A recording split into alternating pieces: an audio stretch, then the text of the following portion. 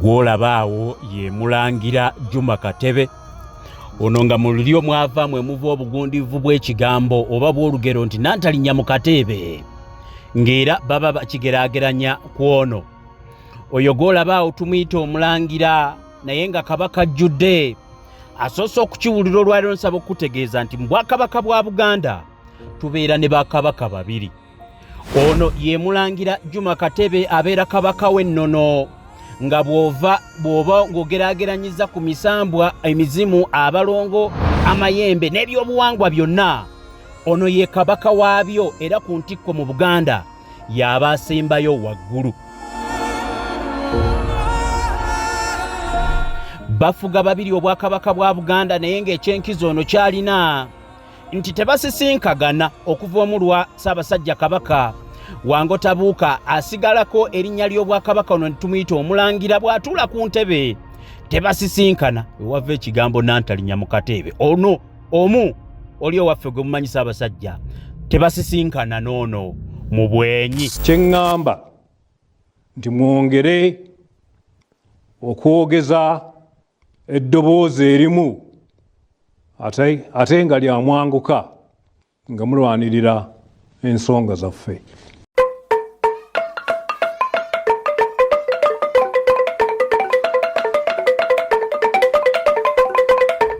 Kaakati ate mu nsonga endala enkizo ya Juma Katebe gwe nga nkyakuyigiriza okukubulira ensonga.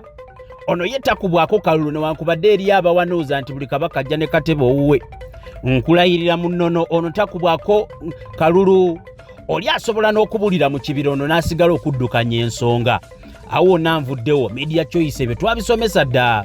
Programs ziri mugende muzirabe.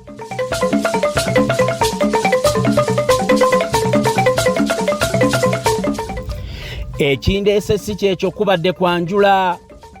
Ennyumba gy'olaba ku mabbali awo giyite kyonna ky'ogiyita, oba eyo ennyumba gy'olaba enkube mu Kibaati. Kabaka wa Buganda Mulamba oba Omulangira Juma Katebe omwo mu Asula.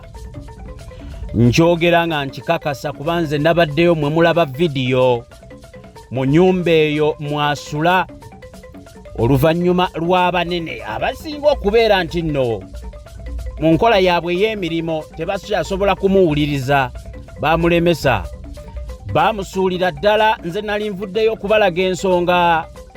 Kaakati yava ne n'awaŋŋanguka ne bamugoma ne gye yali abeera. Kabaka wa Buganda Mulamba mu nnaku zino enkulu kambabuulire asula mu Kibaati ekyo kye mulaba. Olunaku olwaleero mubaleetedde nga bwe mumulaba nga yeeteekateeka okwogera. Kano kalango programu enkulu ya ssaawa 3:45 mu bigambo bye. Kaakati gy'olaba wano ku mabbali ennyumba etannaggwa yenze Ssaalongo Kanka Kapita ababadde bagoberera emabega. Mwatuwagira ne tutandika omulimo anti yali talina waabeera nga n'eriyo nnyini ewava ensibuko y'obwa Juma Katebe ku Ssekabaka Tebandeka ow'e18 baayasaayo amayinja ekifo ettaka abaliyo balikaayanira era baalikolako n'ebyapa. Eyo amajambiya gaali geesooza n'addukayo n'abaako weyeewogoma nabo baatuuka ne bamufuumuula. Njogera ku Kabaka wa Buganda Mulamba. Siri mu kulimbirira bye njogera mbimanyi nange ndi Muganda nga neddira kinyomo akabbiro mutima yenze kankaka.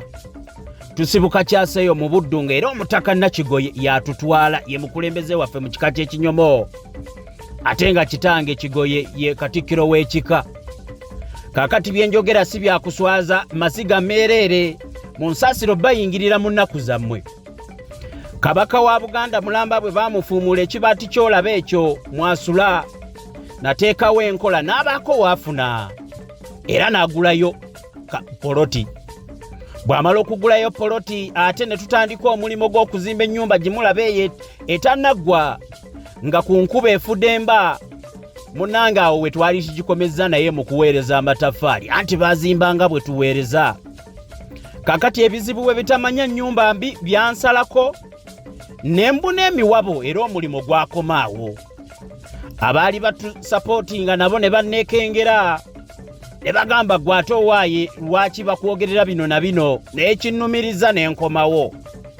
nabagamba gino emirimu gikukaabya amaziga ne weewaayo n'ogamba nsaddaakibwe kaakati na kino nzize kubalaga kabaka wa Buganda Juma Katebe wenjogerera mu abali mu kulya ennaku enkulu mu nkuba eno efudde mba mu bbaati omwo mwasula ebyobuwangwa mu pulogulaamu ennamba byazaakola n'ebintu bye bikwatagana ku by'ennono n'abaako gy'abiteresa ku muliraano ne bamuwa esitoowa awo twasigaza ntebe ne wetwebaka mu kibaati awo mujjukira amabaati ago mwalimu gampeereza okubaako w'enkuba ekiyungu gye twalina okutereka enkwe ezaddamu 10 ekyoto ebundeke amabaati baagatufuumuuzaayo ne tugaleeta ano twagazimba mu nnyumba kabaka wammwe waasula kaakati ebyennyumba empya neeno mwasula nja kubibabuulira oluvannyuma lw'okutufuumula ero ssaawa 3:45 ekawungeezi bw'oyisa mu nnaku enkulu ng'omaze okulya ekyeggulo afaayo ku nsonga z'obutadda mu mudigido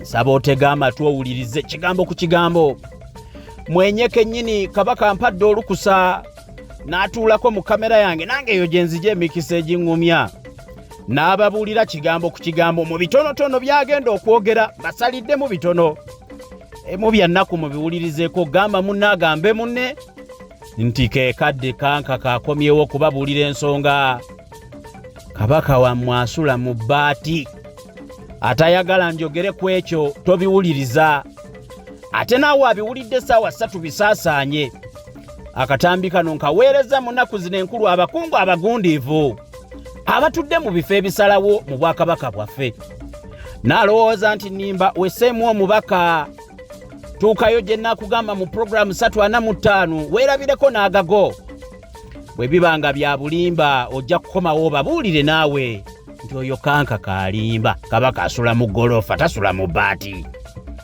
kale nno ssaawa 3:45 gamba munne agambe munne nti Ssaabasajja kabaka w'obwakabaka bwa Buganda awangaale si wa ku buwangaazi bwa munne gwakulembera naye kubanga eno y'embeera gy'alimu ssaawa 3 ku media choice eddakiika 45 tetusobola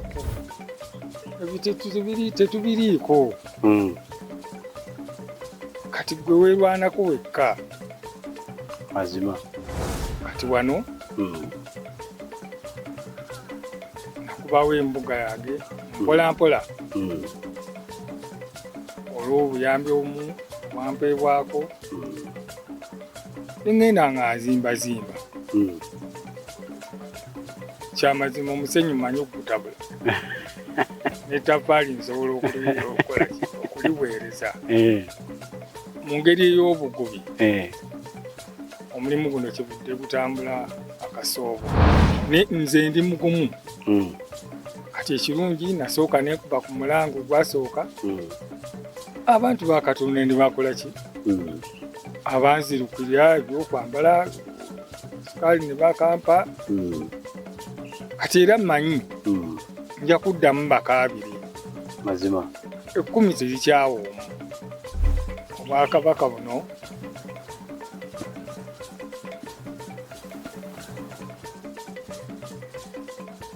nvudde wala nnyo nabwo